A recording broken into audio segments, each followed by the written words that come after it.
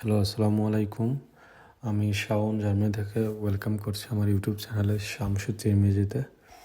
আজকে আপনারা দেখতে পাবেন আমার জন্মদিন। এটা আমার জার্মানিতে সেকেন্ড সেলিব্রেশন হচ্ছে। গত বছরও করেছিলাম জার্মানিতে, এবারও তার ব্যতিক্রম হয়নি।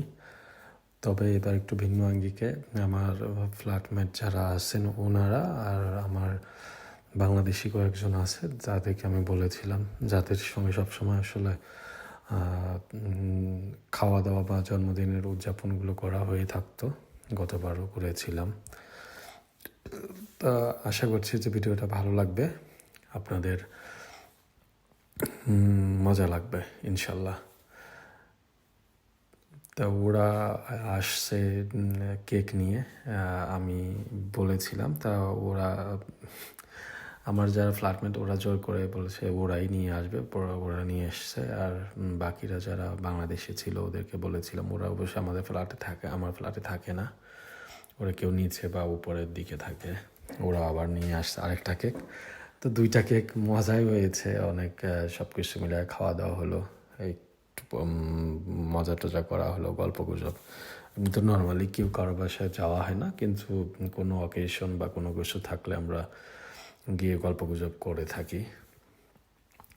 তো সবচেয়ে বড় কথা হলো পরিবার থেকে অনেক দূরে, এটা আসলে বলার কিছু নাই।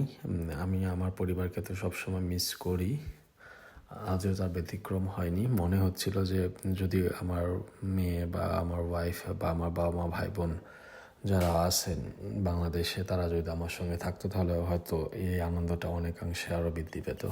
তারপরেও সব কিছু মিলে ওরা যেহেতু আসছে, সবাই একসঙ্গে কেক কাটা হলো এবং খাওয়া দাওয়া করা হলো। রাতের ডিনারটা এখানেই সবাই মিলে। তা আমার জন্য দোয়া রাখবেন। মানুষ তো জীবনের সবচেয়ে বেশি সময়টা পার করে তার পরিবারের সঙ্গে, কিন্তু পরিবার থেকে যেহেতু অনেক দিন দূরে, প্রায় 1 বছর থেকে।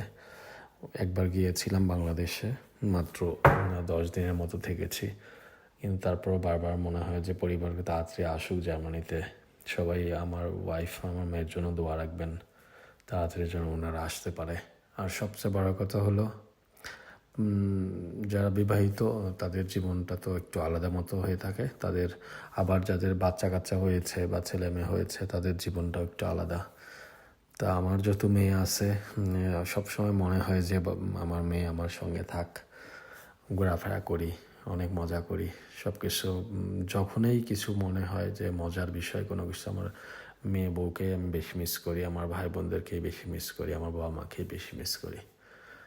আর যারা এরা আছে এখানে, এদের সঙ্গে থাকতে ভালোই লাগে, খারাপ লাগে না। যতটুকু কষ্ট সুখ দুঃখ যা কিছুই থাক সবার সঙ্গে ভাগাভাগি করে চলতে হয়, চলছি এবং ইনশাল্লাহ সামনেও চলবো। জার্মানিতে আসার পর থেকেই অনেক খারাপ ভালো সময় পার করেছি, কিন্তু কখনো নিজেকে মনে হয়নি যে একাই আছি। সবসময় যদি পরিবারের ভাই বোনদের সঙ্গে যোগাযোগ আমার থাকে, আমি ভিডিও ফোনে বা হোয়াটসঅ্যাপে কথা বলি, সেক্ষেত্রে ওরা সবসময় সাপোর্ট করে মেন্টালি ফিজিক্যালি সব দিক থেকেই।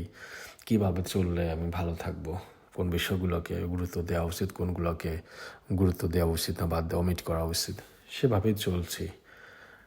আর আমার বোনরা বিশেষ করে ওরা সবসময় কমিউনিকেশন করে আমার সঙ্গে।